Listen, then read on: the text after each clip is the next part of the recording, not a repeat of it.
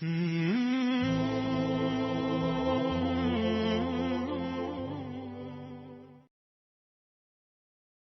چاہیے، یوں ہونا چاہیے، جہاں مولانا الیاس صاحب چھوڑ کر گئے ویسے ہی چلے گئے۔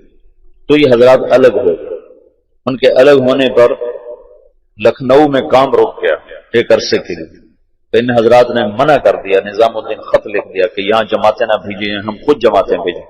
پھر میں نے کل آپ کو سارا بتایا تھا، یاد ہے نا، مولانا عبدالباری ندوی کی بات بتائی ہے، یوسف کی بات چل رہی ہے، ہماری کیوں نہیں چل رہی؟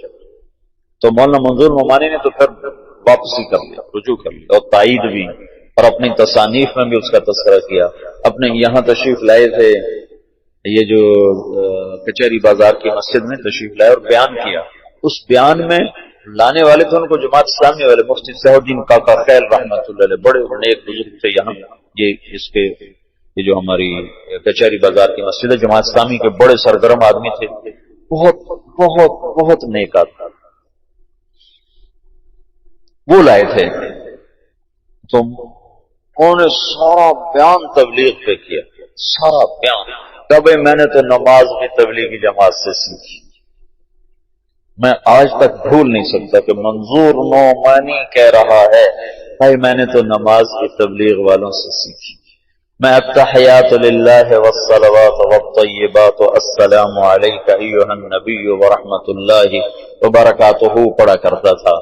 تو ہمارا مذاکرہ ہو رہا تھا نماز کا، تو ایک ان پڑھ میواتی بیٹھا ہوا تھا، اس نے سنا تو اس نے مجھے کہا مولوی صاحب یوں نہیں پڑھتے، یوں پڑھتے ہیں، التحیات للہ والصلوات والطیبات السلام علیک ایھا النبی ورحمۃ اللہ وبرکاتہ۔ مولوی صاحب ناراض نہ ہونا، یہ الف نہیں پڑھا جاتا جب اس کو اکٹھا پڑھتے ہیں، ہاں جب یہاں ٹھہر جاؤ تو پھر السلام علیکم پڑھتے ہیں، لیکن اگر اکٹھا پڑھیں تو الف نہیں پڑھا جاتا۔ کہ بھائی میں نے تو نماز بھی تبلیغ والوں سے سیکھی۔ کہہ سکتے ہو تم تو بھی مولوی بھی نہیں، ویسے علامہ تو تم بنے ہوئے ہو، ہم علماء ہیں، ہم علماء ہیں۔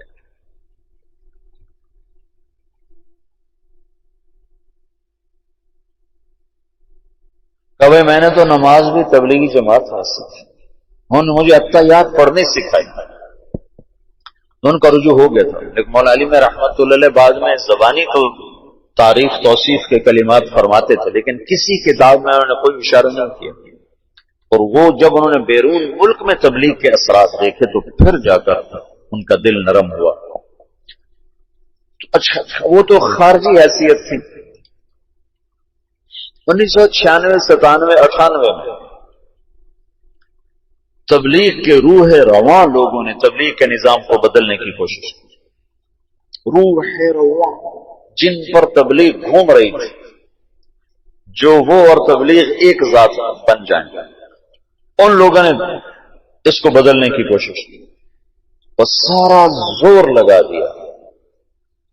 تو پھر مجھے مولانا الیاس صاحب کی یہ بات یاد آئی کہ یہ کام میں کوئی تبدیلی کرنا چاہے گا تو ہو نہیں سکے، تو میں نے کہا اب تو ہو رہی ہے، اب تو میر کارواں خود کر رہا ہے، اب کیسے نہیں ہوگی؟ اوہو، لیکن جیسے سپرنگ ہوتا ہے اس کو جتنا کھینچو جب چھوڑو تو پھر واپس اپنی جگہ پہ چلا جاتا۔ تو کو 5-6 سال 96 97 98 99 2000 5 برس مسلسل پورا زور لگا کہ اس میں کچھ تبدیلی کی جائے، اجتہاد کیا جائے، یہ ٹھیک نہیں، یہ ٹھیک نہیں، یہ کیوں جائے، یہ کیا جائے، یہ کیا جائے، اور کرنے والے اعلیٰ سطح کے۔ تو وہ اس بندے الیاس کی دعا قبول تھی، اس کو اللہ نے اسی نہج پر رکھا، تو وہی گشت ہے، وہی تعلیم ہے، وہی بیان ہے۔ اور تیسرا یہ فرمایا، وجہ اس کی یہ ہے کہ جب تک اللہ تعالی کی طرف سے نفع کی شکلیں قائم ہوتی رہتی ہیں تو انہی کو بڑھایا جاتا ہے۔ نظام الدین سہالوی صاحب کا انتقال ہوا تھا 1747 میں، 1747۔ ہم نے بہت کچھ بدلا، لیکن ابھی بھی زیادہ انہی کی کہ صرف ابتدائی عربی کا نصاب بدلا ہے، قدوری نظام الدین سہالوی کی تجویز کردہ ہے، اور ہدایہ نظام الدین سہالوی کی تجویز کردہ ہے، اور اوپر والی اصول فقہ، اصول حدیث کی کتابیں ساری ان کی تجویز کردہ ہیں، اور یہ احادیث کی کتابیں ساری انہی کی تجویز کردہ ہیں۔ 1747، 1847، 1947، 2010، کوئی 250 برس گزر چکے ہیں۔ اس شخص کی تجویز کو اللہ نے پسند کیا اور اسی پر بنیاد بنتی جا رہی ہے، بنتی جا رہی ہے۔ تو جب تک کوئی چیز نفع پہنچا رہی ہوتی ہے تو اللہ تعالیٰ اس کو باقی رکھتا ہے، کیونکہ دین کو اللہ نے باقی رکھنا ہے، اور جب اس کے نفع گھٹنا شروع ہوتے ہیں تو از خود اس میں تبدیلی آنی شروع ہو جاتی ہے۔ تو مولانا الیاس صاحب نے اللہ سے یہ مانگا، اللہ نے ان کو دیا۔ تیسری بات یہ تھی جو مخالفت کرے گا ہلاک ہو جائے گا، جان بوجھ کے جو مخالفت کرے گا اللہ اس کے ٹکڑے ٹکڑے کر دے، یہ کہا اس کے ٹکڑے ٹکڑے کر دے۔ ایک دلیل کی وجہ سے مخالفت کر دے، وہ تو کوئی کتنی بڑی فتویٰ دے دے کر بھی اس کو ہم معذور سمجھیں گے کہ دلیل سے بات کر رہا ہے، لیکن جاننے کے بعد کوئی مخالفت کرے گا تو اللہ اسے ہلاک کر دے۔ تو یہ کتنا بے جان سا گشت نظر آتا ہے تمہارا۔ ایسے ہی ہر مسجد کا حال ہے، تبلیغ والے 50، گشت کرنے والے 5، اور تبلیغ کا متعارف 2000 اور بیٹھنے والے بیان میں 30۔ یہ آپ سارے فیصلہ آباد میں جاؤ، آپ کو ہر مسجد میں گشت نظر آئیں گے، تھکے ہوئے، مرے ہوئے، بولنے والے بول رہے ہوتے ہیں کہ جلدی سے کہیں بولو کون کون تیار۔ چونکہ آگے بیٹھنے والے جو سارے مراقبہ میں بیٹھے ہوتے ہیں تو بیچارہ بولنے والا کیا بولے، سارے جو سر جھکا کے بیٹھے ہوتے ہیں تو بولنے والے کی ویسے ہی ہمت ختم ہو جاتی ہے۔ تو دیکھنے میں یوں نظر آتا ہے کہ یہ کیا مرے مرے گشت ہیں، اس سے تو کچھ بھی نہیں ہونا چاہیے، لیکن جب اجتماع ہوتا ہے تو لوگ کہاں سے آ جاتے ہیں۔ جب ہم دنیا میں پھرتے ہیں تو وہاں اس کے اثرات کیسے نظر آ جاتے ہیں۔ ساری دنیا میں یہاں یہ پیچھے عصر کے بعد چل رہا تھا، 3 نوجوان آئے، میں نے کہا کہاں سے آئے ہو؟ کہا جی ہم اسپین سے آئے ہیں۔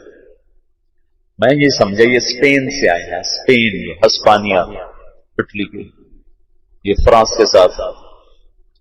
تو مجھے میں نے کہا پاکستان میں کہاں کا ہوگا؟ جو گجرات ہے۔ تو میں یہ سمجھا کہ یہ ان پڑھ لوگ ہیں، مزدور، تو اسپین کو اسپینے کہہ رہے ہیں، پنجاب میں اسپینے جو آئے ہیں، اسپینے جو۔ اس میں میں ناروے گیا تو ایک ہماری وہاں رشتے میرے ماموں کی بیٹی رہتی ہے، تو کہنے لگی ویکھیا ساڈا ناروا۔ میں کہا ویکھ لیا ناروا۔ ویکھیا ساڈا ناروا، میں کہا ویکھ لیا تیرا ناروا۔ میں کہا یہ ان پڑھ ہیں تو یہ اسپین کو اسپینے کہہ رہے ہیں، لیکن پھر مجھے خیال آیا، میں نے کہا بھائی کہاں سے آئے ہو؟ کہا جی اسپینے سے آئے ہیں۔ پھر ان کا اسپینے سے، پھر مجھے شرم آئی کہ میں ان کو ٹوکوں، پتہ نہیں یہ غلط کہ میں غلط۔ میں نے تیسری دفعہ کہا، میں نے کہا کہاں سے آئے ہو؟ تو وہ سمجھ گئے کہ ان کو پتہ نہیں چل رہا۔ تو کہنے لگے مولانا صاحب اسپینے ایک جزیرہ ہے جو جاپان سے بھی اوپر ہے، جاپان کے اوپر، امریکہ کے تابع، ہم وہاں سے آئے ہیں۔ وہاں سے جاپان سے 3 گھنٹے کی فلائٹ ہے۔ تو میں نے کہا ادھر کدھر آ گئے، میرے پاس کیسے آ گئے؟ کہا جی آپ کی کیسٹیں وہاں بھی چل رہی ہیں۔ ادھر کیسے چلے؟ کہا ادھر تبلیغ کا کام ہو رہا ہے۔ میں نے کہا وہاں کون پہنچ گیا؟ پاکستان سے تو میں آج پہلی دفعہ اسپینے کا نام سن رہا ہوں۔ کہا جی آسٹریلیا سے جماعتیں پہنچی وہاں چلے چلے، کیونکہ آسٹریلیا وہاں سے قریب ہو جاتا ہے، آسٹریلیا سے وہ جزیرہ کوئی 4 گھنٹے کا جہاز بن جاتا ہے۔ کہا جی آسٹریلیا سے جماعتیں ہمارے پاس آئیں، ہماری ساری راتیں کلب میں گزرتی تھی، ناچ گانے میں گزرتی تھی، اور وہاں بہت بڑی جامع مسجد ہے اور اس میں کوئی 1 لاکھ کی آبادی ہے، 10-15 ہزار مسلمان ہیں۔ اب ان کی راتیں کلب کی بجائے مسجد میں گزرتی، اور ہمارے امام صاحب ہیں بنگالی، وہ کہیں سے آپ کی کیسٹیں لائے تھے جب بنگلہ دیش گئے تھے، تو اس کے بعد سے آپ کی کیسٹیں وہاں بہت چل رہی ہیں، اور آس پاس جتنے جزیرے ہیں سب میں تبلیغ کا کام ہو رہا ہے۔ اب بتاؤ کوئی مدرسہ یہاں تک پہنچ سکتا ہے، کوئی خانقاہ یہاں تک پہنچ سکتی، اور دیکھنے میں یہی گشت تمہیں نظر آ رہے ہیں، تم بازی و نظر میں دیکھو گے تو کہو گے یہ کیا ہے. خود اپنے آپ کو بھی کئی دفعہ خیال آتا ہے، لیکن جو چیز اللہ کے ہاں قبول ہو جاتی ہے اس کے اثرات بارش کے قطروں کی طرح آہستہ آہستہ آہستہ پڑتے رہتے ہیں اور بات آگے چلتی رہتی ہے. سارے عالم کے انسانوں تک اللہ تعالیٰ نے اپنے پیغام کو پہنچانے کی ایک شکل قائم فرما دی. تو میرا یہ جی چاہتا ہے کہ تم انشراح صدر کے ساتھ اس میں چلو. تو یہ صفات کو سیکھنے کی محنت ہے. اگر تو تبلیغ کا کام صرف تقریر کی محنت ہے پھر تو تم میں سے کسی کو جانے کی ضرورت نہیں. اگر معلومات کی محنت ہو پھر بھی تمہیں جانے کی ضرورت نہیں کہ تمہیں تبلیغی معلومات ساری حاصل ہیں. تم 6 نمبر پر تقریر کر سکتے ہو، تم بعض بچے بہت اچھی کر سکتے ہوں، لیکن یہ ان 6 صفات کو اندر اتارنے کی اور پورے عالم میں پہنچانے کی محنت ہے.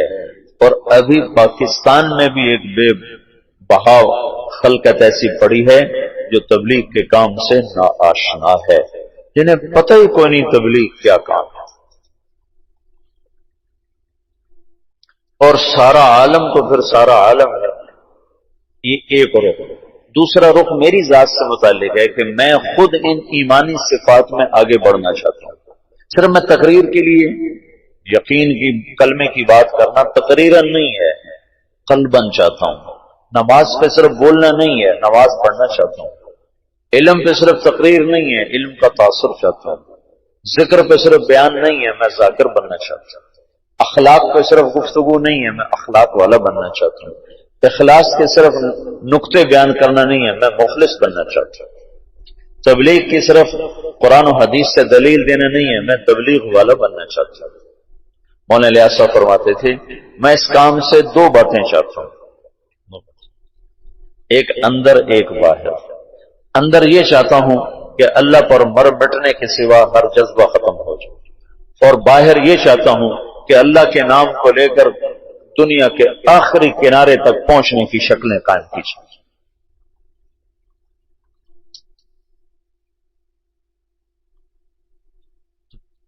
تو کلمے کا جو یقین ہے یہ تو ہم مدرسے میں نہیں پڑھاتے، ہم تو کلمے کی لغوی چیز آپ کو بتاتے. تمہارے استاد شیخ رمزی فرما رہے تھے کہ ان کے استاد صاحب نے لفظ اللہ پہ 1 مہینہ تقریر کی دارالعلوم میں. 1 مہینہ. یہ مشتق ہے، یہ جامد ہے، یہ پتہ نہیں الف لام کون سا ہے، اور یہ ولیحہ سے ہے، علیحہ سے ہے.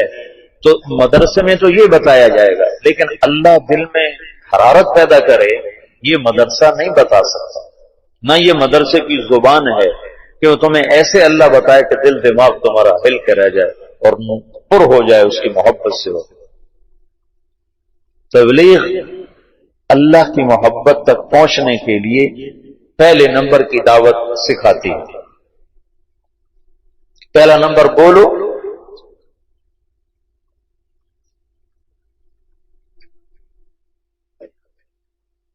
بولنے میں تم انتظار کرو کہ میرا بیان رکھا جائے. اور میں تمہیں بار بار کہہ رہا ہوں بیان کے شوقین نہ بننا ورنہ مجھے بدنام کرو. میں پہلے بدنام ہوں تبلیغ میں، تم اور نہ مجھے بدنام کرنا کہ تم بیان کے لیے آگے آگے ہو جاؤ کہ میرا بیان رکھو، میرا بیان. پیچھے پیچھے رہو، پیچھے پیچھے رہو. طے ہو جائے کرو، نہ ہو تو کوشش نہ کرو کہ میرا بیان ہو. ہاں انفرادی دعوت سارا دن دو. یہ ابھی آخری سال کے بچوں کو میں بتا رہا ہوں کہ جب میری شادی ہوئی تو اس کے بعد رائمنڈ جانا مجھے لگے جیسے میں تھانے پہنچ گیا، دل ہی نہ لگے. اتنی وحشت ہو. گھر چھوڑنے کی وحشت میری ختم ہو گئی تھی جب میں 11 سال کا تھا تو میرے ماں باپ نے مجھے لاہور داخل کرا دیا. تو وہ 2-3 سال میں روتا رہا گھر کی یاد میں. پھر میرا دل سخت ہو گیا، نہ ماں یاد آتی، نہ باپ یاد آتا، نہ گھر یاد آتا. لیکن جب شادی ہوئی تو پھر دوبارہ گھر یاد آنے لگا، بیوی یاد آنے لگی. تو میں جب فیصل آباد سے رائمنڈ جاتا تھا تو میں اپنا علاج کرتا تھا. اپنا علاج میں مسجد میں چلا جاتا اور میرا دل نہیں کر رہا ہوتا تھا میں کسی سے بات کروں، اور میرا دل نہیں کر رہا ہوتا تھا کہ میں کسی کے ساتھ بیٹھ جاؤں. لیکن میں زبردستی اپنے آپ کو مسجد میں لے جاتا. اس وقت میں اتنا مشہور نہیں تھا تو مجھے بیٹھنا کوئی مشکل نہیں تھا، تو میں کسی کونے میں بیٹھ کر ایک آدمی کو پاس بٹھا کر اس کو دعوت دینا شروع کر دیتا. پھر وہ اٹھا، پھر دوسرے کو اس کو دعوت دینا، وہ اٹھا. میں کوئی 2-2.5 گھنٹے دعوت دیتا تھا تو میرے دل پر جتنا گھر کا تاثر ہوتا تھا وہ ظاہر ہو جاتا تھا. پہلے نمبر میں یہ موضوع ہے کہ میں اپنا یقین بدلنا چاہتا ہوں. یقین بدلنا ہے، صرف تقریر کا معنی یقین بدلنا ہے. یقین مثل خلیل آتش نشینی، یقین اللہ مستی خود گزینی، سنے تہذیب حاضر کے گرفتار، غلامی سے بتر ہے بے یقین. یقین بدلنا ہے تو اس کو سنو سناؤ، سنو سناؤ. جب بیان ہو تو بیان بھی کر دو، لیکن بیان کی تمنا نہ کرو، خدمت کی تمنا کرو. جی مجھے لگاؤ خدمت، چاہے روز لگاؤ. جب میں ایسا مشہور نہیں تھا تو میں خدمت کرتا تھا، عمومی گشت میں ضرور جاتا تھا. جب تک لوگوں نے مجھے تنگ کرنا نہیں شروع کیا میں عمومی گشت میں نے نہیں چھوڑا. وہ پھر یوں ہونے لگا کہ میں گشت میں نکلتا تو 50 آدمی صرف مجھے دیکھنے کے لیے ساتھ چل پڑتے تھے، تو پھر مجھے مجبوراً عمومی گشت چھوڑنا پڑا، ورنہ میں نے گشت نہیں چھوڑا. تبلیغ کا کام بولنے میں جلدی آ جاتا ہے، کرنے میں جلدی آ جاتا ہے، کرنے میں جلدی آ جاتا ہے. تو لوگ سمجھتے ہیں ہمیں تبلیغ آ گئی ہے. مرتے دم تک جاہل بنا کے اور محنت کرو، کوشش کرو. یہ میرے ساتھ چلے میں تھے مدرسے کے بچے، ایک احترام تھا اور